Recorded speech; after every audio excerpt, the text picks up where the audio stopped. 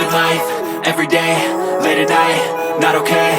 All I want, and I pray, all I need are some better days. Fuck me, I'm looking in the mirror, so foggy, but I've never seen clearer. I don't really think anyone can save me, and honestly I'm not really sure I want saving. I like to be my own worst enemy. There's no risk if you don't try at anything, so I'ma just keep buying everything. See you in the next life, have to be a better me. I don't think that my head's on straight, gotta flip it and grip it and go and get an x-ray.